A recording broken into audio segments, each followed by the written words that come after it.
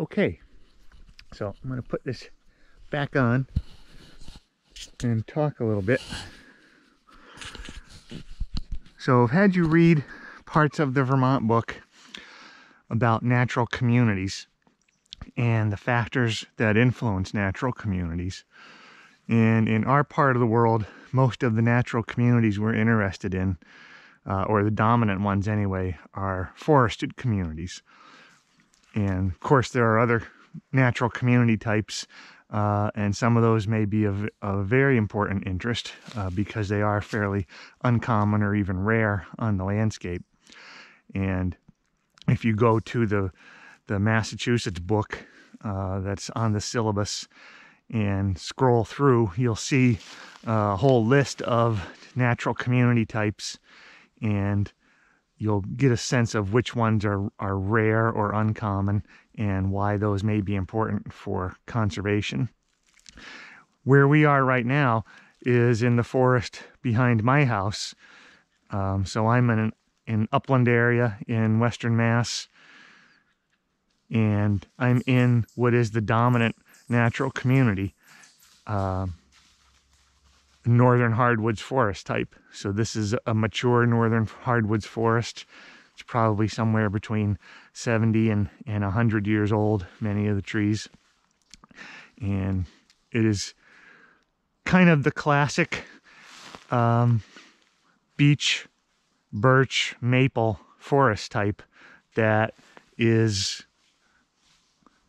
usually thought of when people think of northern hardwood forests.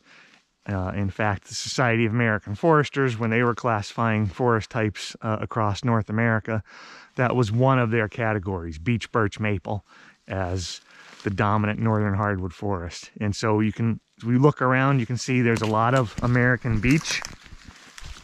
A lot of it is diseased, but nonetheless, there's still a lot of American beech trees in here. There's a good representation of sugar maple and red maple, and so this tree in front of me is a sugar maple. And scattered about there are some yellow birches and others. There aren't any in my immediate view, but we'll see some later on. And this is, you know, kind of a typical New England landscape. We're on a ridge, very near the top of the ridge. You can see the rocky slope going up, and we'll go up and over this ridge in a minute. Forest, the soils are mostly glacial till that we talked about last week, so relatively young forests. I'm at a higher elevation than Westfield, so I'm above my house, and so I'm probably at about 1,500 feet in elevation now. So the growing season is a little bit shorter than it is down in the Connecticut River Valley. I'm on an east-facing slope, right? So you can see this is the morning and the sun is still rising in the east.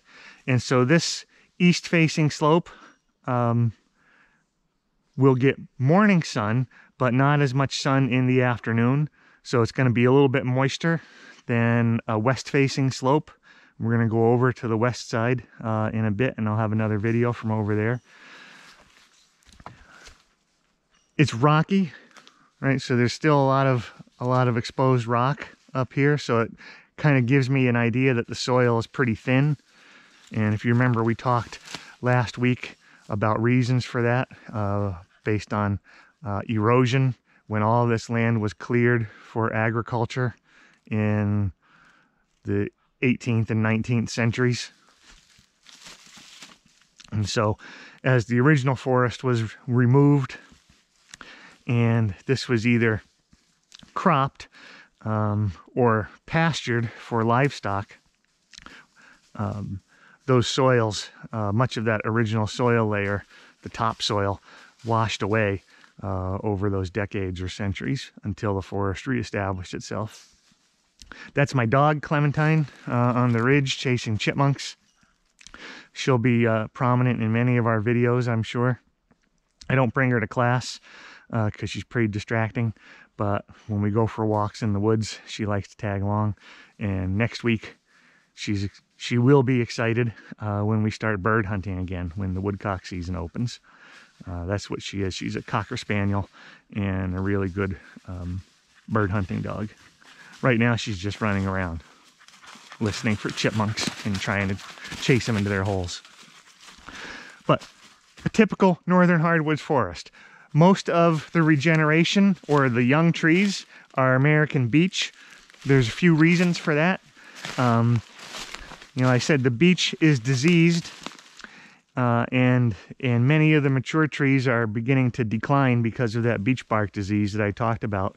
And then so if you watch the other videos on beech, you'll know that beech regenerates pretty vigorously from the root system. And so that's what a lot of these trees are American beech that are sprouting from the root systems of these mature trees. And then there's some that probably have a seed origin when beeches produce seeds. There's a couple other tree species in here that will be familiar from your list. So this is a mature black cherry. This one right in front of me.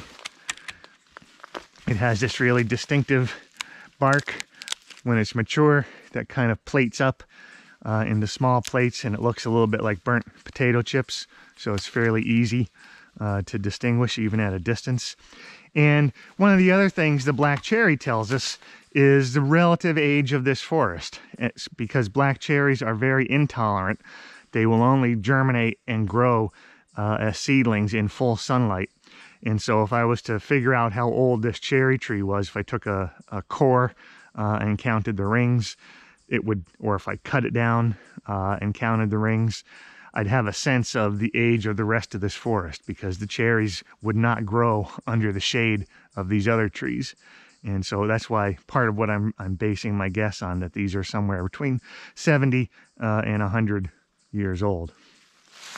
Another big sugar maple over here. That one in front of us is probably 15 or 16 inches in diameter. And you'll also notice some other components of a more mature forest, in that there's a lot of either standing dead trees. You can see some off in front of us. So snags, things that they're considered valuable wildlife habitat, and a lot of down woody material on the ground. Also good habitat for wildlife and a source of nutrients for the soil. Right? So as these logs decompose, they release their nutrients back into the soil. They provide habitat for a variety of species, both vertebrates and invertebrates. They provide a moist environment for some trees' seeds to germinate. So we'll see as we walk around, whether it's in this video or in others, this concept of nurse logs, where some tree seeds will land on decaying logs and germinate and grow on those logs. And eventually those logs rot away, and the tree is left with what we call kind of a perched root system, where the roots are now above the ground. And that's something fairly common with yellow birches in particular in our forest. And you can see here where a bear broke this log apart looking for ants or beetle larvae. And this is fairly recent activity, it appears.